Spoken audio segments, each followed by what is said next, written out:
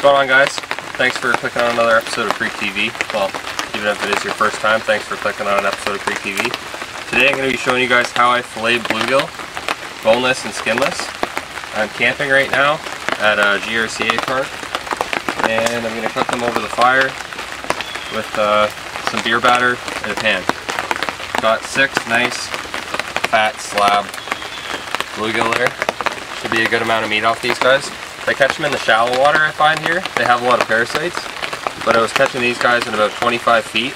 When you catch them at that depth, they're nice and clean. You just check the gills quick. There's no parasites in there, so you know these guys are clean. So let's get into the filleting process.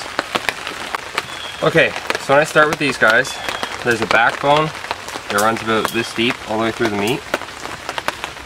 So the meat starts right at the front of the head here. So usually what I do here is I'll go in, down, along the gills here, back in behind, get behind the skull, there we go,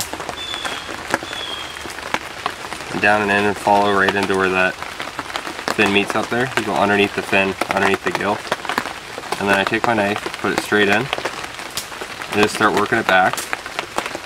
And you'll feel your knife, if you go gentle enough, you'll feel it riding along the top of this spine and going along there, and you'll just feel your knife tapping.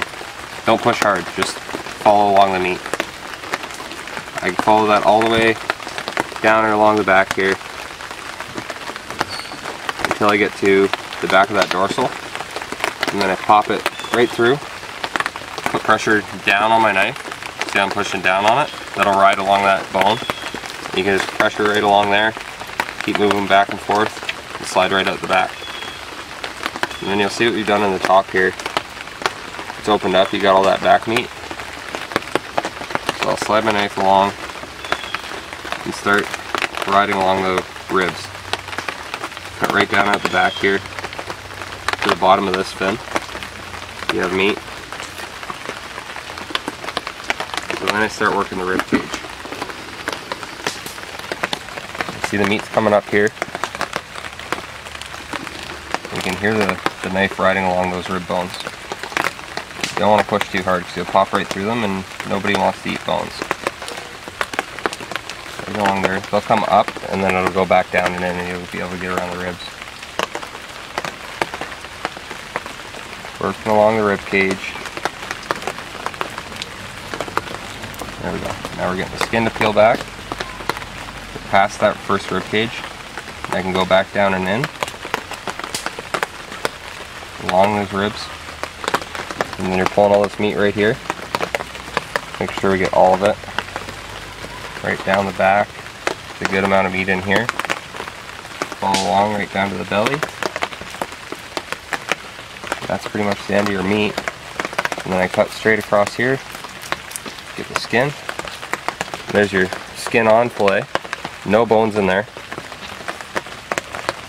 I just take the back of the tail right here, I pinch that with my finger, I push down against the skin, and let your knife just ride along that skin.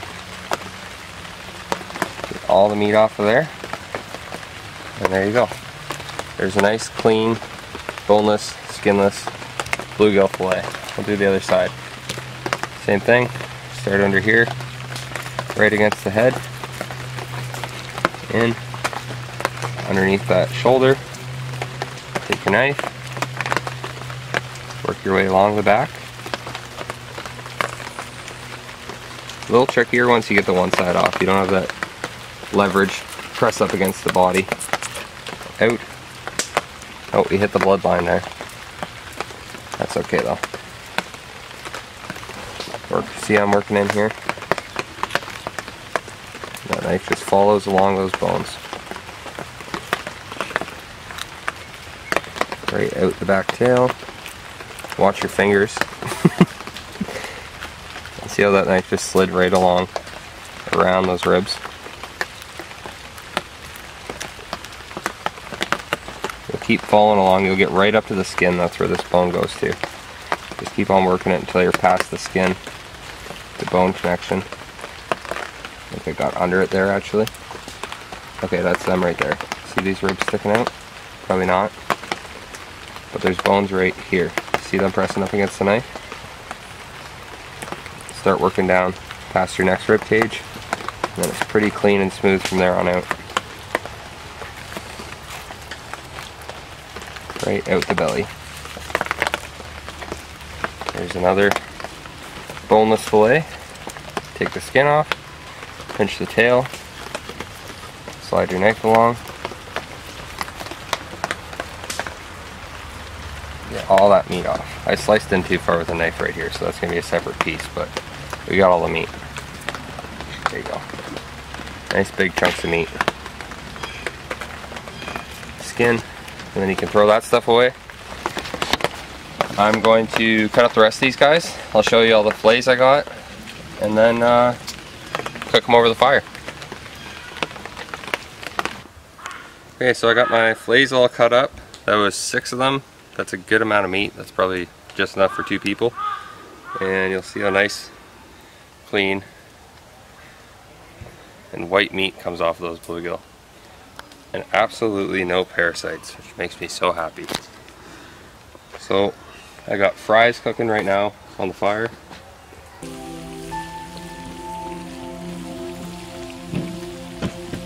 And then I'm going to show you guys how I batter these and cook them up.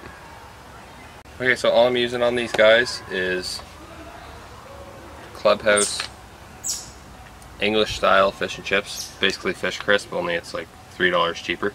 Let's put some of that in a bowl. This stuff's really crispy and good actually. I have my homemade recipe, but I'm camping right now, so I'm just going to rough it. It's not really roughing it because it's actually going to be really tasty. You just add water. Crappy disposable bowls. If you're at home, I would recommend not using a crappy disposable bowl. Try and mix it up to a good consistency where it'll coat the fish. And I put garlic in this one. I'm at home too, but I don't have garlic.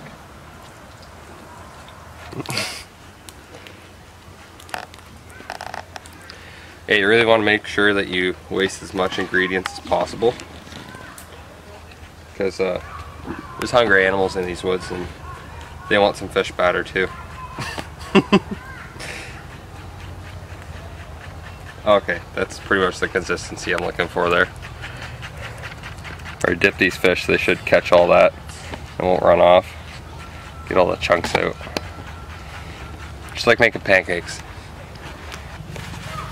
Grab some paper towels, lay them out on your cutting board now that it's clean. Like that, and then you take your bluegill pieces, lay them in here. Get rum and coke out of the way. I'm just doing like one batch at a time. Take your paper towel, cover them up, and dry the fillets off. You want them really dry because then they soak up all the batter. The batter will actually stick to them properly. You put them in there wet. Yeah, they're nice and dry now. Then it won't stick. So, okay, so just dip your fish in the batter. See how nice and thick that is? Right on a plate here.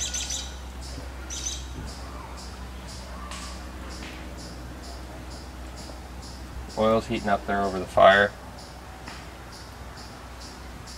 Make sure they're nice and coated. They don't have to be perfect. I like my batter pretty thick though.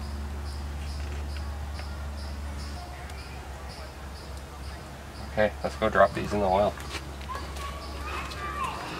Oil's heating up. I think it should be hot enough now.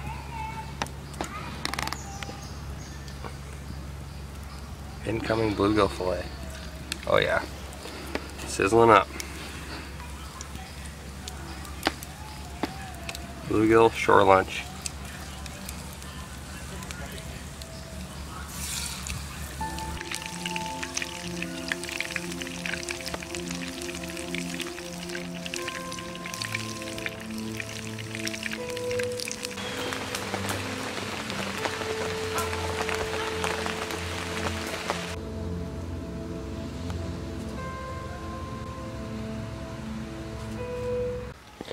And there you have it, fresh caught bluegill, fried over the campfire, fries made over the fire, and some coleslaw. And that's lunch. If you haven't tried bluegill, definitely recommend that you try it. Tastes fantastic, and they're plentiful, so I don't really feel that bad for eating them. I'm going to enjoy this and then get back to fishing. Have a good day, everyone. Thanks for watching.